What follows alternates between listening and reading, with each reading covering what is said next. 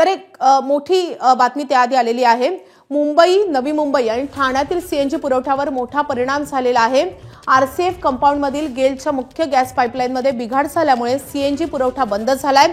या बिघाडामुळे महानगर गॅस लिमिटेडचा वडाळा येथील एमजीएलच्या सिटी गेट स्टेशनला होणारा गॅस पुरवठा प्रभावित झालाय आणि त्यामुळे सीएनजीवर धावणाऱ्या रिक्षा, टॅक्सी, बस यावरही मोठा परिणाम होतोय।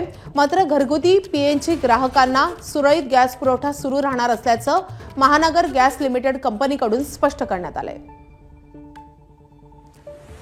दरम्यान चेंबूरमधून सीएनजी संदर्भातले महत्त्वाचे अपडेट्स देतात आमचे प्रतिनिधी अजय माने। अजय, पाईपलाईन बंद आहे आणि त्याचा किती मोठा परिणाम आज मुंबईमधल्या वाहतुकीवर होतोय? खरं तर आरसीएफच्या गेलवर थेट परिणाम झाल्यामुळे खासगी असतील आणि विशेष म्हणजे रिक्षा, टॅक्सी, वाहन चालकांना याचा फटका बसलेला आहे। त्याच्यानंतर आता तो फटका प्रवाशांना सुद्धा बसू शकतो, कारण की आठवड्याचा आज पहिला दिवस आहे आणि सीएनजी जो आहे तो पुरवठा खंडित झालेला आहे। त्या पार्श्वभूमीवर आपण जर पाहिलं तर वाहनांच्या मोठमोठ्या रांगा ज्या आहेत त्या ह्या संपूर्ण पेट्रोल पंपाच्या बाहेर लागलेल्या आपल्याला पाहायला मिळतात।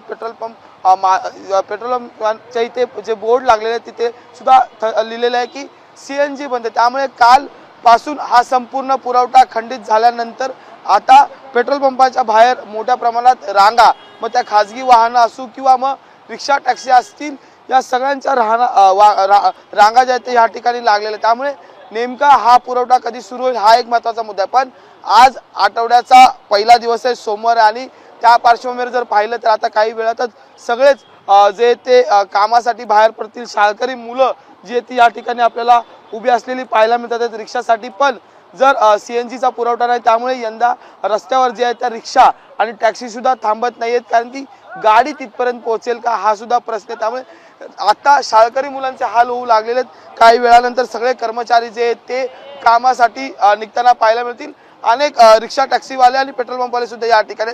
कधीपासून हा पुरवठा बंद आहे आणि कधी सुरू होण्याची अपेक्षा आहे? काल दुपारी 1 वाजेपासून बंद आहे। सुरू होईल असे काय शक्यता नाही सध्या, तर काय आम्हाला काय हे आलं नाही, वरून काय रिपोर्ट आला नाही काही। पण एवढ्या मोठ्या रांगा तुमच्या पेट्रोल पंपा बाहेर लागलेल्या त्यांना काय सांगता तुम्ही? आम्ही सांगतोय बंद आहे, वरून बंद केलं आम्ही असताना सांगतोय। अनेक रिक्षा, टॅक्सी वाले सुद्धा आपण त्यांच्याशी बोलणार आहोत। कहाँ से कहाँ चलाते और किती वेळापासून होते बंद? सर भाड़ा मिलता है वहाँ पे हम लोग चल जाते हैं, ऐसा किसी को मना नहीं है। अभी कल से हम लोग को गैस नहीं है, इसके लिए हम लोग बहुत परेशान हैं। बच्चे स्कूल के जाने वाले हैं, सब लोग जो है सब परेशान है, सब पैदल जा रहे हैं, आप देख ही रहे हैं।